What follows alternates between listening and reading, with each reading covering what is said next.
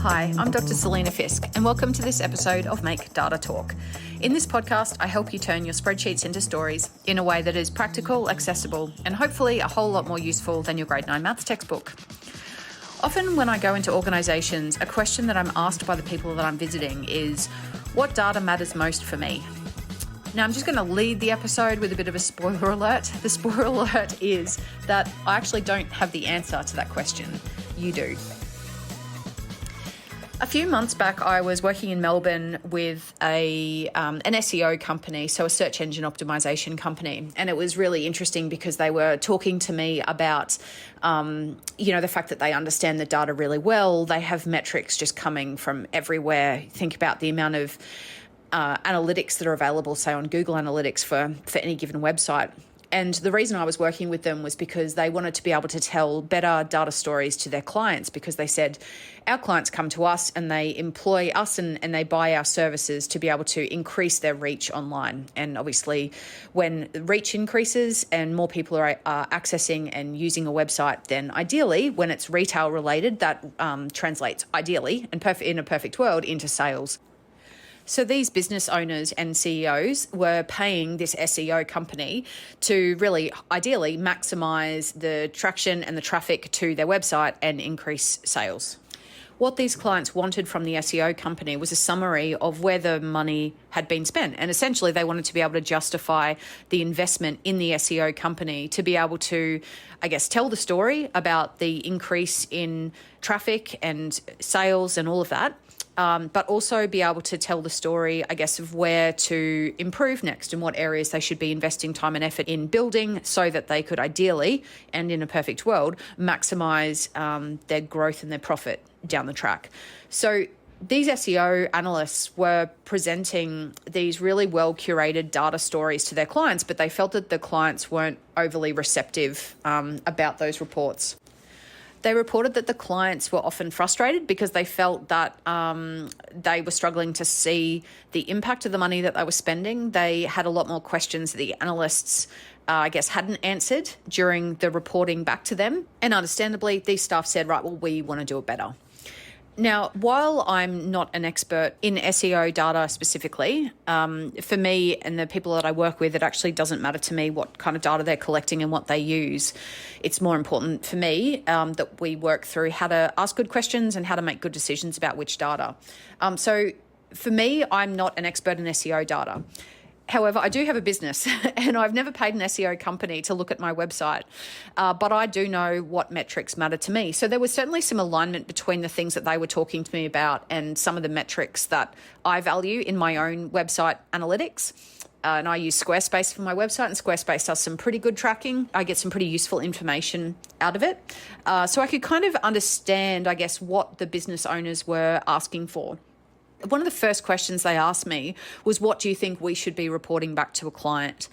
And my answer whenever I'm asked this question, what data should we care about? What should we be collecting? What are we missing? Is that I'm not the person to answer that, you are. Because I don't know your context. I don't work in your industry. I don't know your people, your teams, your clients anywhere near as well as you do. One of the episodes really early on in this podcast series, I talked about the piece, the importance of being data informed and not data driven. When we're informed by the data, we're able to take the metrics as well as our understanding of context, clients, people, geography, all of the other things that we know. In many ways, that's qualitative data, and our professional experience and what research is telling us about good practice. And we package all of that up and we make decisions based on all of that information. This is absolutely also true when we think about what data is best for the people that we're working with. And to be honest, one of the major hurdles that I see with this is that the left hand doesn't talk to the right hand. So these analysts were getting frustrated because the clients weren't probably paying as much attention to the reporting as they could have or maybe should have.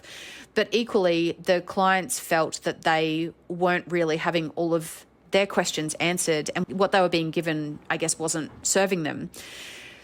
So there's a lesson, here in that if you've got two different groups and one is reporting to the other, you absolutely need to have a conversation for starters about what actually is important. Because as an analyst, I can guess what's important to you as the receiver of the information, but I'm never going to know truly what works best for you because I'm not in your shoes. When I've sat down and done that with analysts and other people in organizations or with clients, what we've found is that there was a lot of alignment in many cases, but it doesn't all align perfectly. And actually, by understanding truly what the recipient of that information needs, we can be much more efficient in our work. We're not kind of going down rabbit holes and looking for other data that is not actually useful to the recipient. And we can focus on doing a really good job of the stuff that they do value. For me, when I was having this conversation with the SEO company, one of the questions that came up, and I was just mocking up a little pie chart on a whiteboard, and there was somebody, a participant in the workshop, who said to me, well, Selena, one of the things we see in a pie chart quite commonly is the amount of people who access a website on a desktop versus a mobile phone. And her question to me was, she said, do you think we should be reporting that to our clients? I was like, well, I don't know. Do they care? Do they care about whether or not somebody is accessing on their phone or on a computer? And for me, on my website, that doesn't matter to me. I care about making all of my pages on my website accessible. So if somebody is on a phone, I want that obviously to be a smoother experience as possible. And I want it to be as similar as experience as possible to if they were on a computer. But at the end of the day, is that something that I can control or do something about? No. Is it kind of interesting? Maybe. But to be honest, if you were coming to me reporting on SEO, reporting that to me, I'd be saying, actually, that's not valuable to me. I don't care. When we build our website pages, we check it for accessibility and all of that. And beyond that, that's completely out of my control. So bringing heads together and having that conversation and working out, well, what data actually matters to us is a really important part of this. In our day-to-day work, there is a much bigger picture question about, well, what data do I need in my role? What data should I be focusing on, and what should I be paying attention to and acting on? And this is where I work with a lot of organizations at different levels. Sometimes it's organization-wide, sometimes it's within a team, sometimes it's within a handful of employees or in a particular portfolio or focus area in the organization. And what we do and what I advocate for really strongly is to create a data plan. So data plans are relatively new, I would say. I've certainly seen them emerge quite heavily in organizations over the last 3 to 5 years. Some sectors are doing them more frequently than others.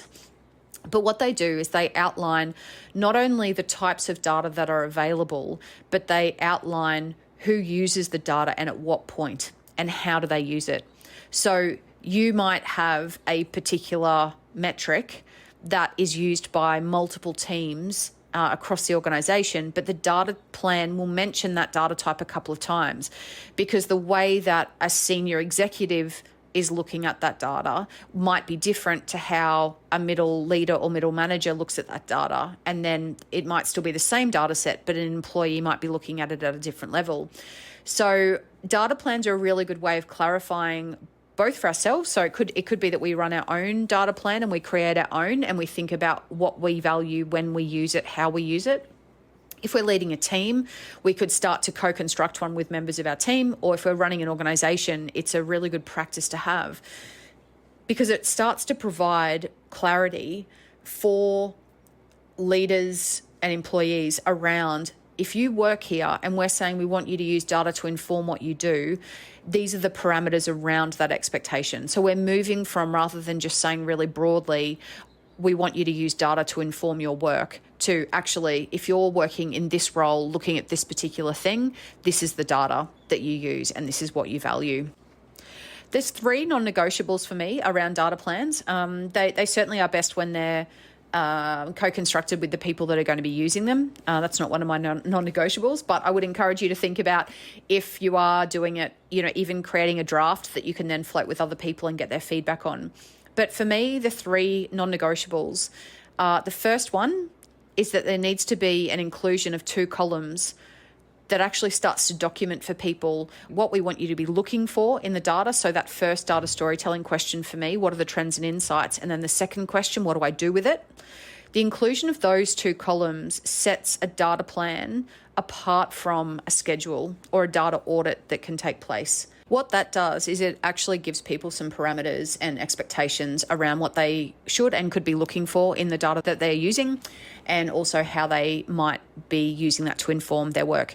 The second non-negotiable for me around data plans is the idea that we organise it by user group.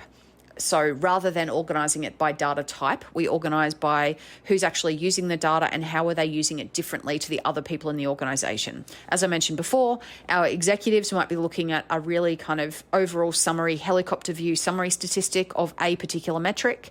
Middle managers might be looking at that metric or similar data, but only the bits that apply to their team. And then as an employee, they might be looking at or using that same data, but looking at it in a much more, fine-grained detail. And they might be looking a lot more for specifics. So really good data plans address that by having different user groups. And then within the user groups, they highlight the different roles, or the different focus areas or areas of inquiry that people might pursue at different times. Because as a middle manager, there is times where you might be looking at, say, staff performance, for example, or how your staff are tracking overall. And then there might be other times where you're looking at the sales or the revenue for your particular team. And so different people look at it in different ways. For example, in my business, 3 of the metrics that I really care about at the moment for me are my percentage profit. So I look at that as an overall annual amount. I look at my budget variance, not for month by month, but I look at a yearly budget variance, which is really handy. And I also track pretty heavily my social media followers. I use all of those data types in a really different way to the way that, say, my practice manager uses it. So she does look at the month by month budget variance, and she tries really hard to keep the budget spend within those limits. And when sales are a bit lower, she'll actively, say, follow up with people that maybe we haven't completed a sale with, people who've expressed interest in working with me. And so she's got a really different understanding of it. And she's using the same types of data that I am, but in a different way. So data plan by user group allows that nuance. And then the final piece is the idea of triangulation. So again, this was a previous episode where we talked about the importance of having 3 or more sets of data at any one time to inform decision making. Data plans do that. So they have user groups and then they have triangulated data sources. What we don't want is people looking at a data plan and thinking, oh, yep, I'm all good. That piece of data or that type of data, I'm just going to do these things with. We never want to promote the idea that people look at a data set in isolation. So data plans that are doing this really well have got multiple sources of information underneath one another. And it's very clear that the user at whatever level they're working at is collectively looking for trends and insights across multiple sets rather than just looking at the single piece of information. So that brings us to the end for today. There's a bit of a rabbit hole into how do we choose what data we should be paying attention to. You know the answer to that, not me. And also into data plans and those 3 non-negotiables for me. So the 2 columns, the by user and the triangulated data.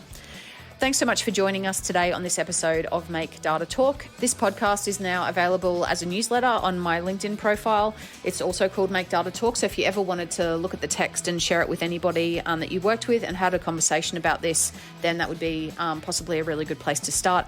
But if you are enjoying these episodes, I appreciate any shares you can do with people who love data just as much as you do, or any of those ratings and comments and stuff that you're leaving on the different podcasting apps. I see them and I really appreciate them. And yeah, you know, data matters, right? Who's got to get up those rank orders and up those ladders. So I think my peak's been number 49 in all business podcasts in Australia. So yeah, thank you for the people who are rating and listening. I appreciate you.